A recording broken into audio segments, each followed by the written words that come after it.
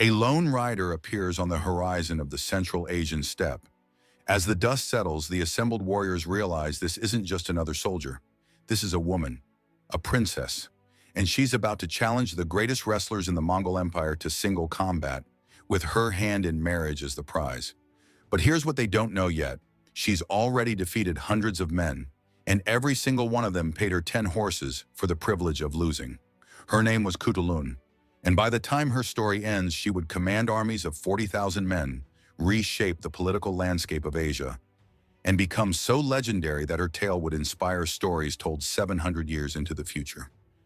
This is her story, the story the history books forgot.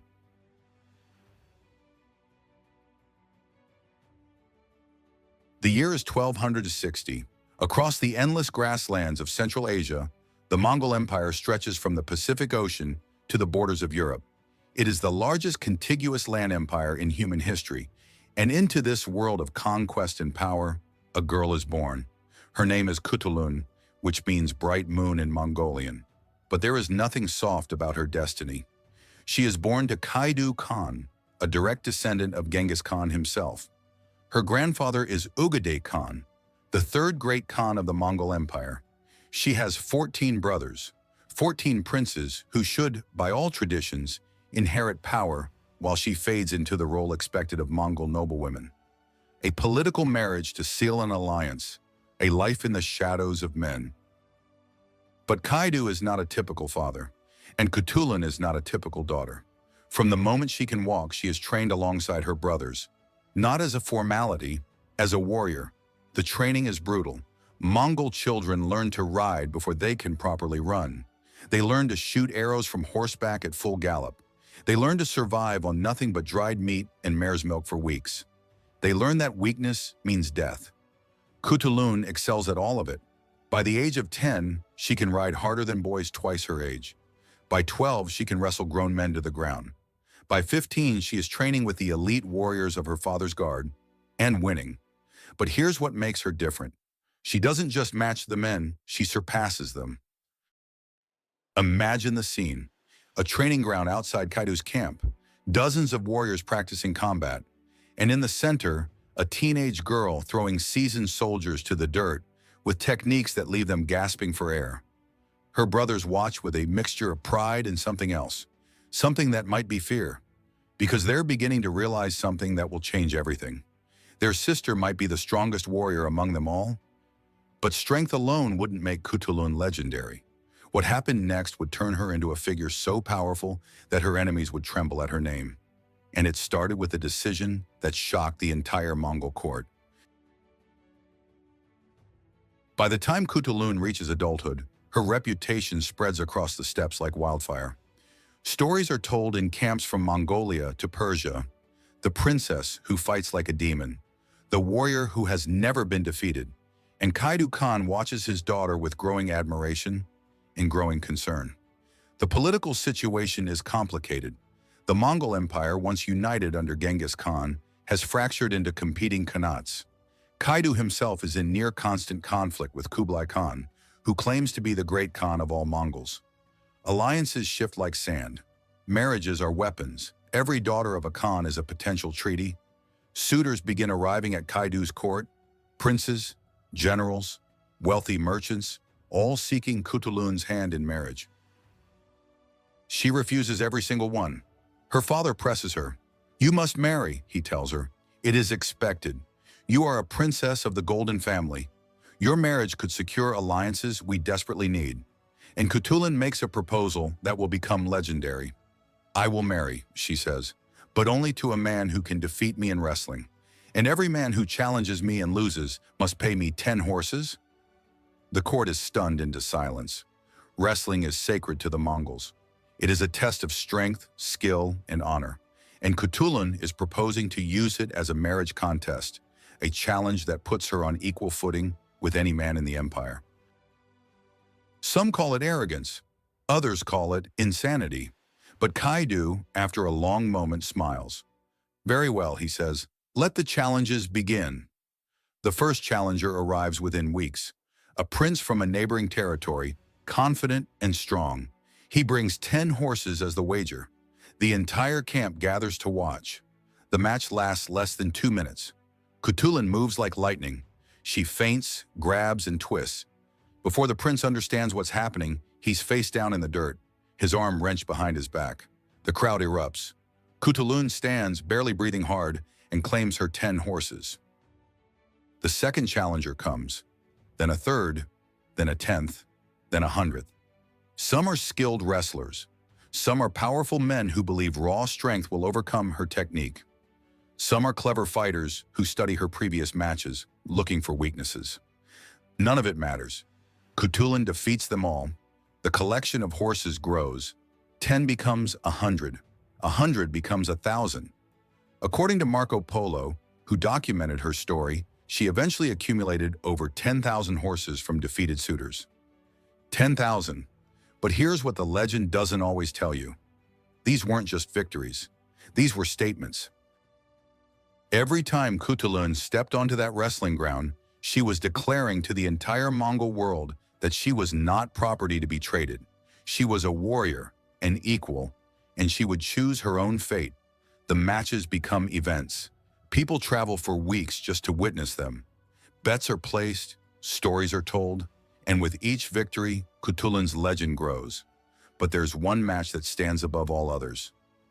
A champion arrives from a distant Khanate, a man who has never lost a wrestling match in his entire life.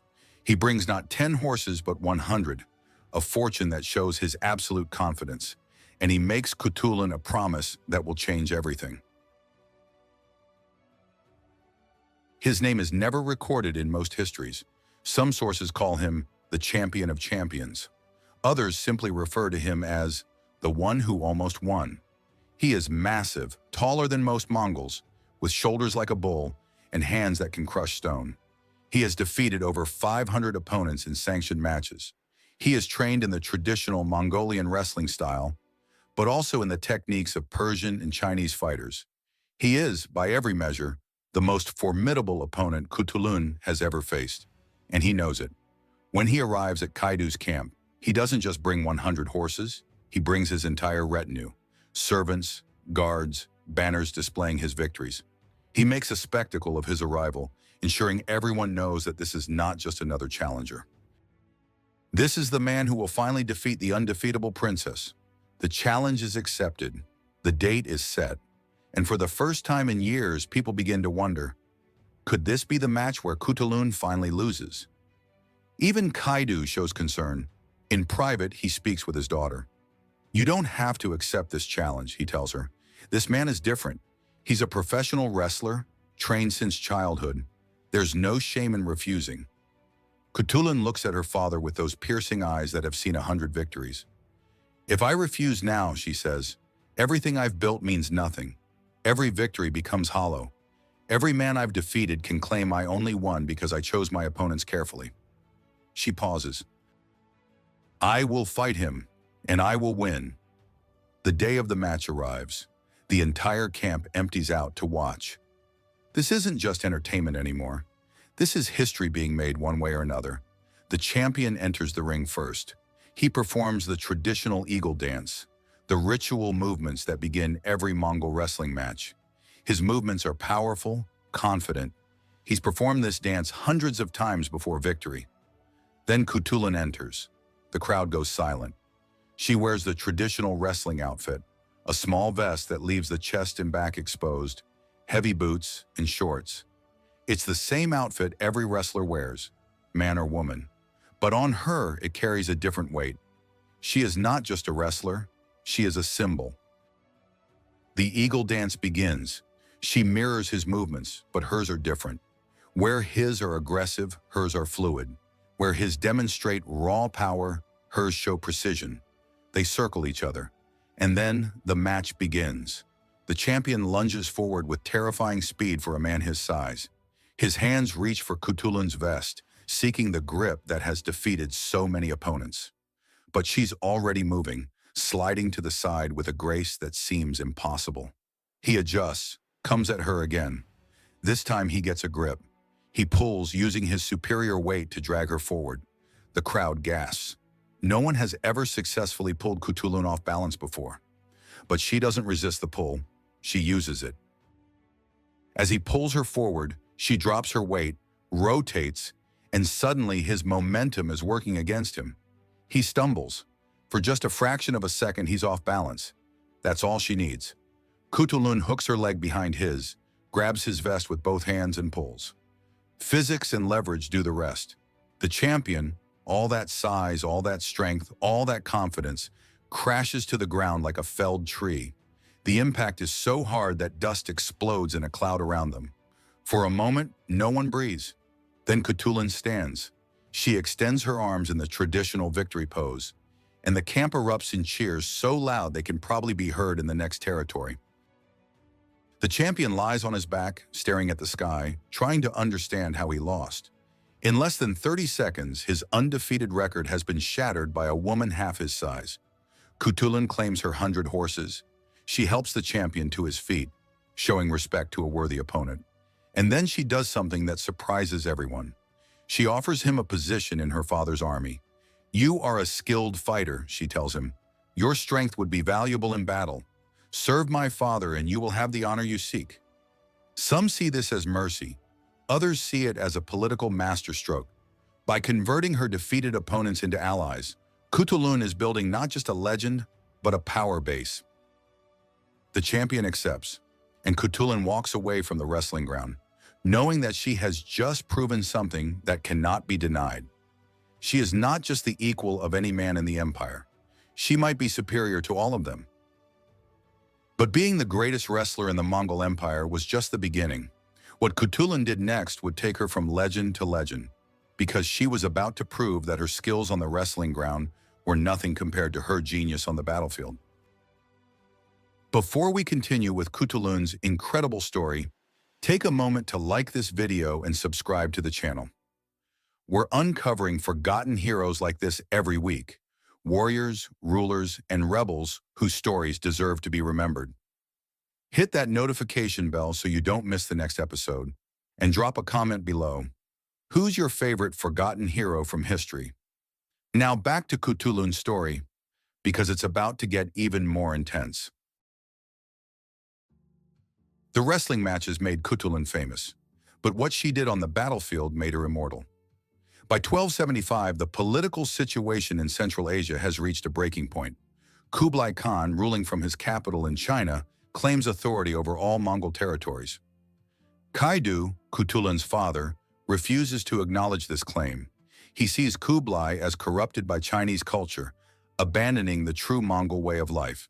War is inevitable, and when Kaidu assembles his army, he makes a decision that shocks his generals.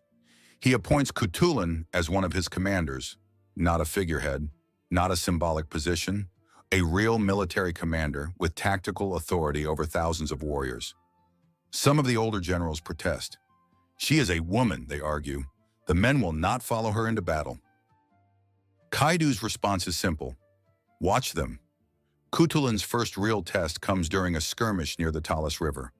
Kaidu's forces are engaged with a detachment of Kublai Khan's army. The battle is chaotic, cavalry charges, arrow volleys, hand-to-hand combat in the dust and blood.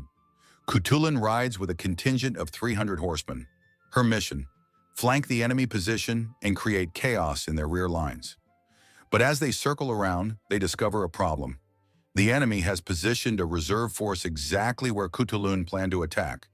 If she proceeds with the original plan, her 300 riders will be slaughtered by a force 3 times their size. In that moment, with arrows flying and men dying, Khutulun makes a decision that reveals her tactical genius. Instead of retreating or forcing the attack, she splits her force.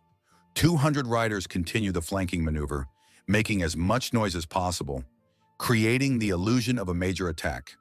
The enemy reserve moves to intercept them, and Khutulun, with her remaining 100 riders, circles even wider, moving faster, staying out of sight behind a ridgeline. By the time the enemy realizes what's happening, Khutulun has positioned her force directly behind their command position.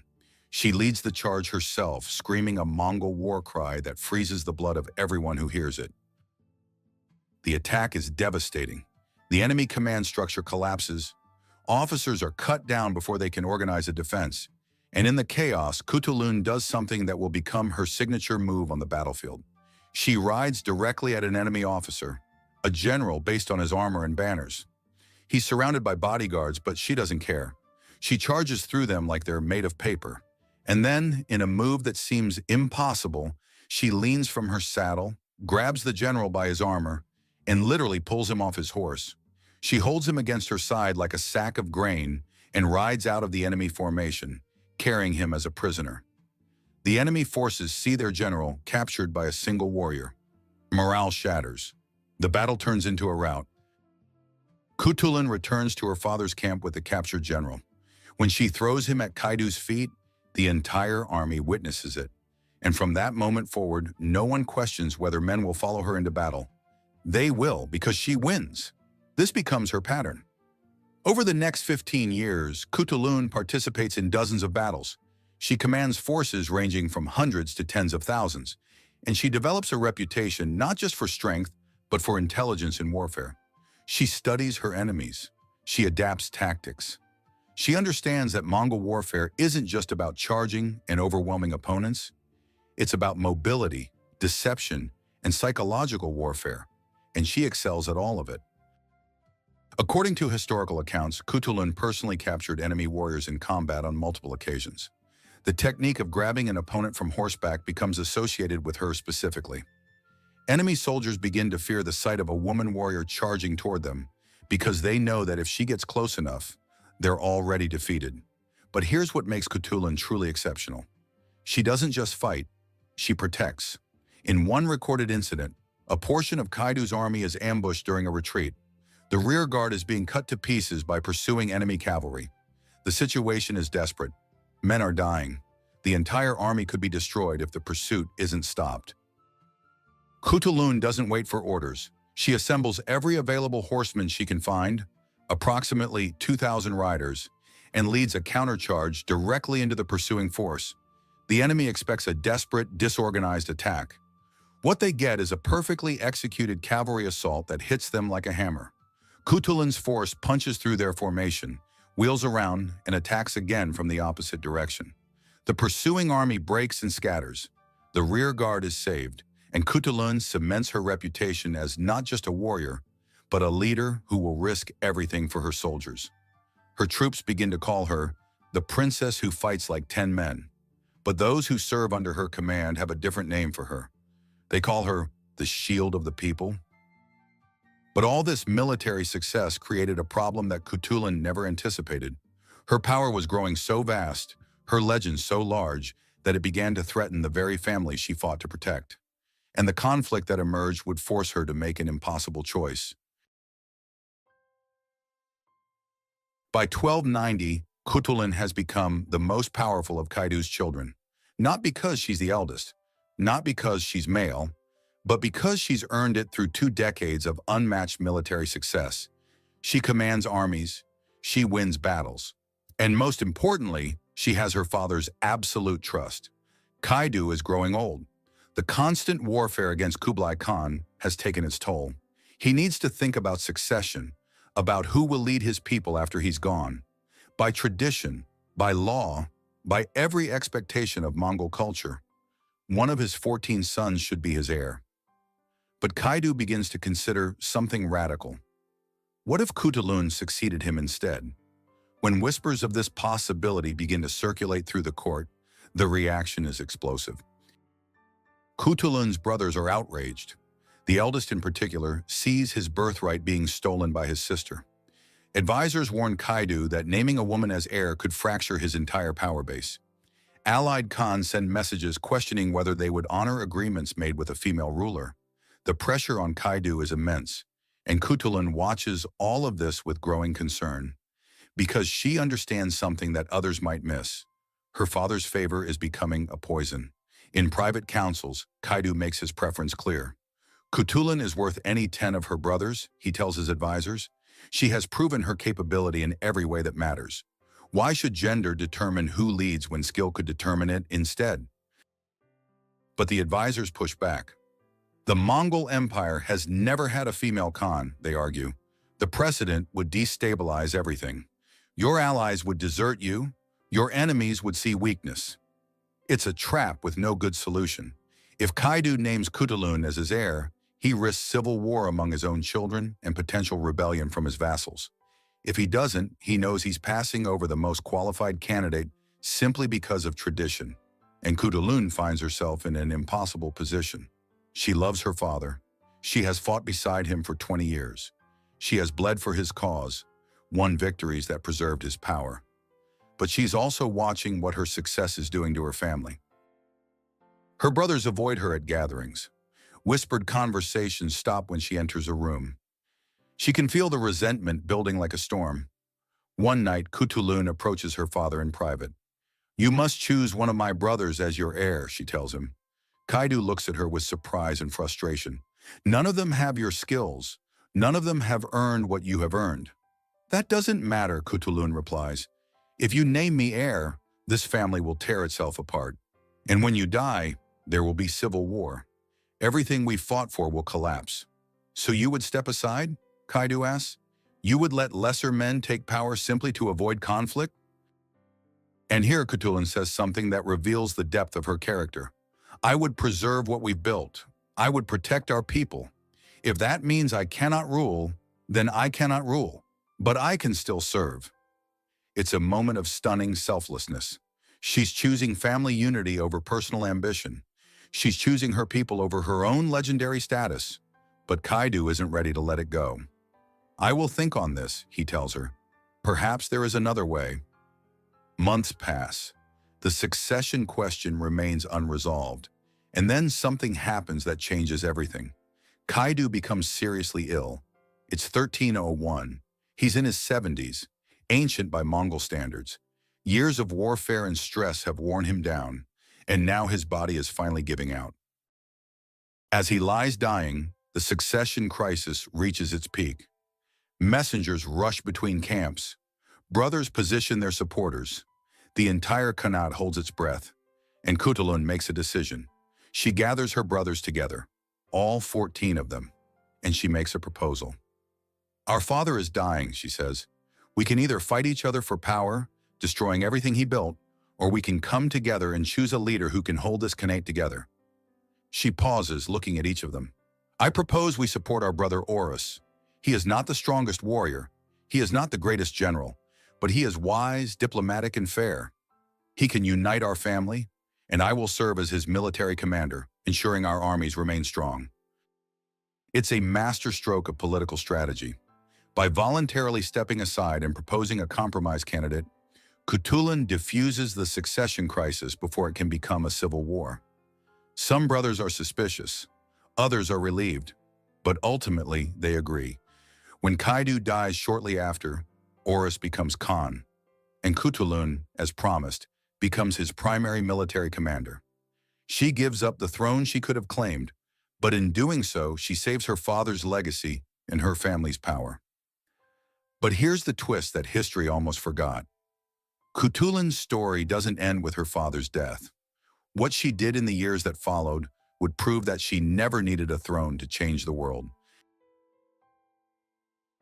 After Kaidu's death, Khutulun faces renewed pressure from her family and court. "You must marry," they tell her. "You have no heirs. You are aging. The time for wrestling contests has passed." By now, Khutulun is in her 40s. She has spent more than 20 years defying expectations, building a legend that spans continents. Her collection of horses from defeated wrestlers has become so vast it's an actual economic force in the region. And she has never married. But now, with her father gone and her position secure as military commander, she makes an unexpected decision. She chooses a husband. His name is uncertain in historical records. Some sources suggest he might have been named Ghassan or Abatai. What is certain is that he is not a prince, not a great warrior, not a champion wrestler. He is a relatively ordinary man from among her father's loyal soldiers. Someone she trusts.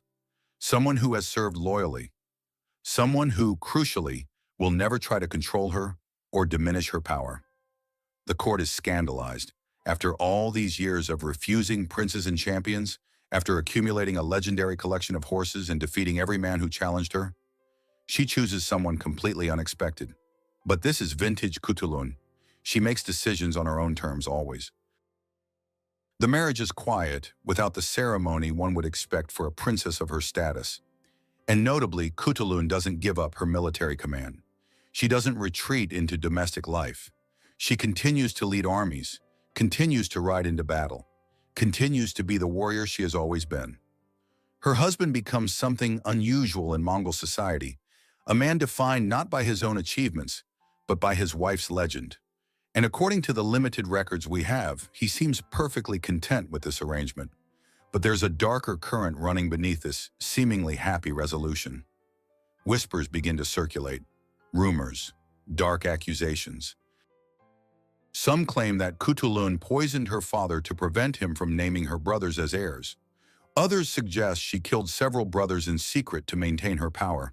Still others accuse her of practicing witchcraft, claiming that her unnatural strength and success must come from dark magic. None of these accusations are ever proven.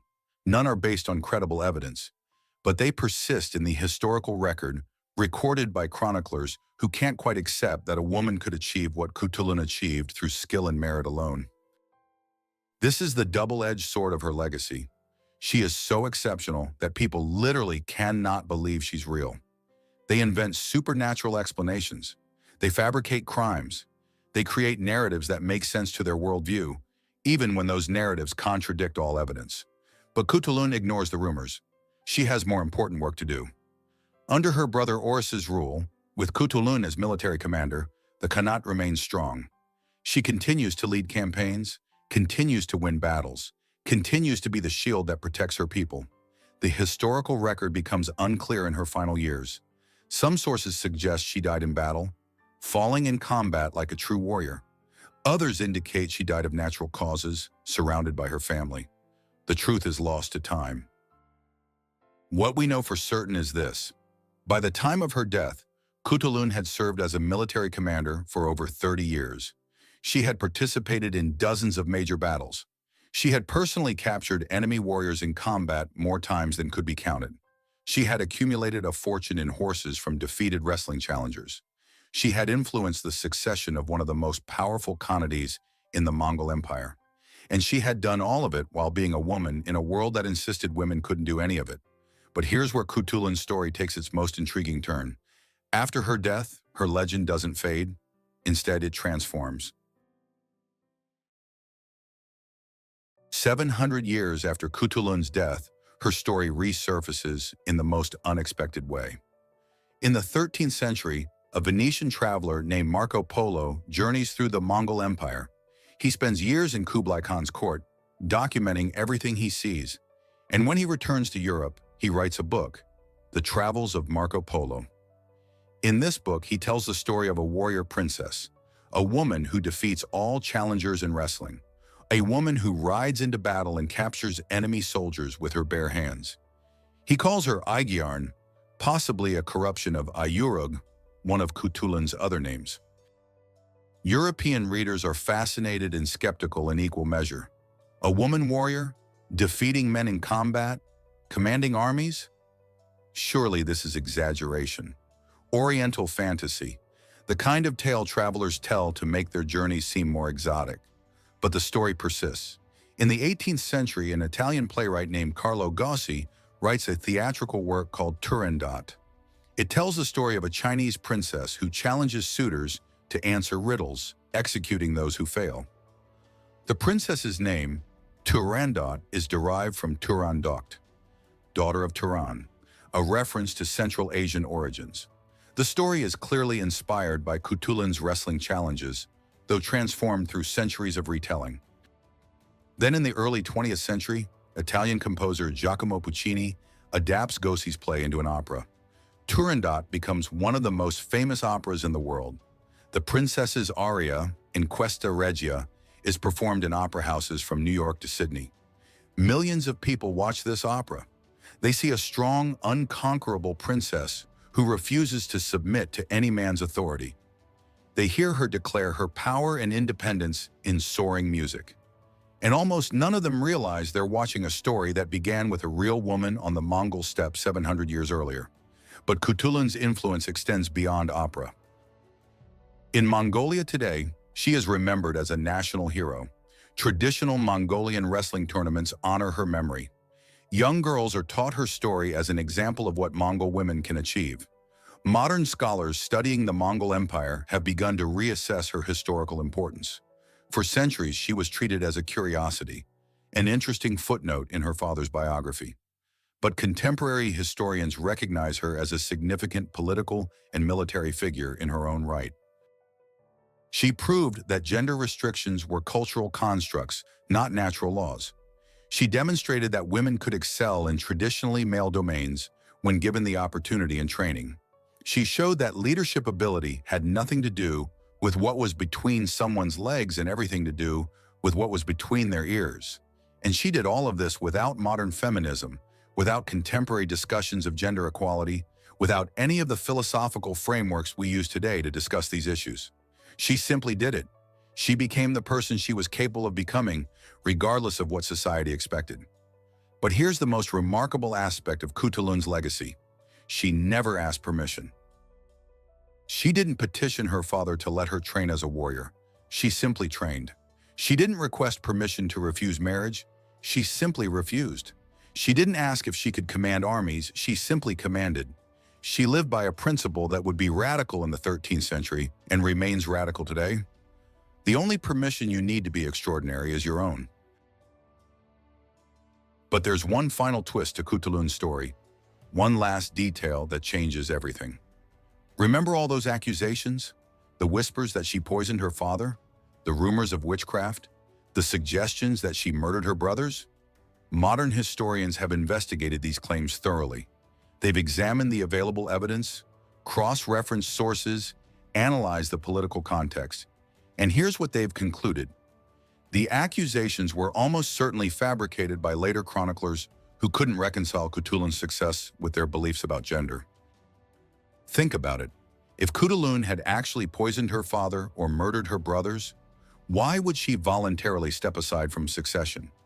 Why would she support her brother Horus instead of seizing power herself?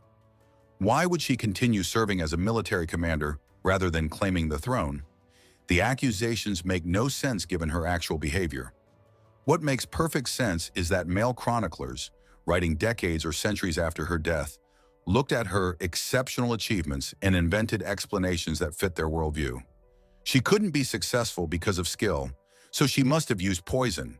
She couldn't be strong because of training, so she must have used witchcraft. The real scandal of Khutulun's story isn't what she allegedly did. It's what people needed to believe about her to make her existence acceptable. She was so far beyond what her society believed a woman could be that they literally had to invent crimes to explain her. They couldn't just accept that she was exceptional. That possibility was more unthinkable than poison, murder, and magic. And that tells us something profound about how history is written. How many other exceptional women have been erased from history or diminished by false accusations? How many Khutuluns are lost to time because their achievements were too threatening to record accurately? We'll never know. But we know about this one. And her story survives not because people wanted to remember her, but because her achievements were too extraordinary to completely erase. She won too many battles, defeated too many champions, commanded too many soldiers, made too much impact. Even those who wanted to diminish her couldn't quite make her disappear. Khutulun died sometime in the early 14th century. The exact date is unknown. The circumstances are unclear. Her final resting place has never been found, but her legacy endures. She proved that the only limits on human potential are the ones we accept. That tradition is just the opinion of dead people. That strength comes in forms society doesn't always recognize or value. She was a wrestler who never lost, a warrior who captured enemies with her bare hands, a commander who led 40,000 soldiers, a princess who chose her own path. And she did all of it without apology, without permission, without compromise. The Mongols had a phrase for warriors of exceptional courage and skill: Batar, hero. Khutulun earned that title 1,000 times over. But perhaps the most fitting tribute comes from her people's oral traditions. Centuries after her death, Mongol grandmothers still tell stories to their granddaughters.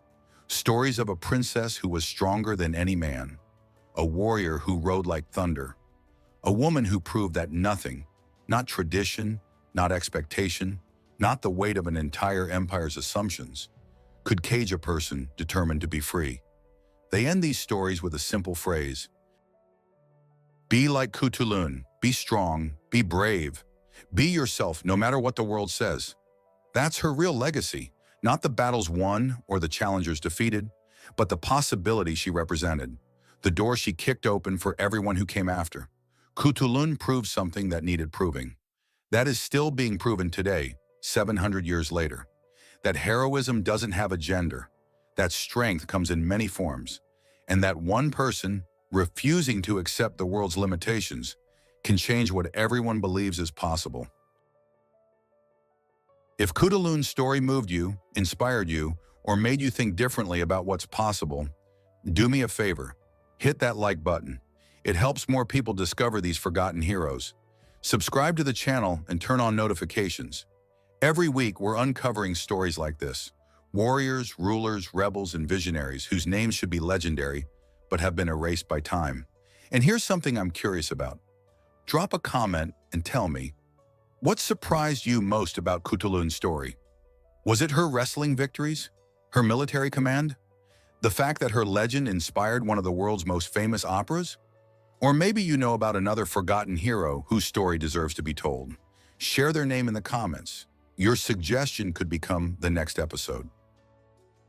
History isn't just about the past. It's about understanding how we got here and imagining where we can go. Every forgotten hero we remember is a door that opens. Every story we tell is a possibility we reclaim. Khutulun opened doors 700 years ago. Doors that are still opening today. Be like Khutulun. This has been Forgotten Heroes. I'll see you in the next episode.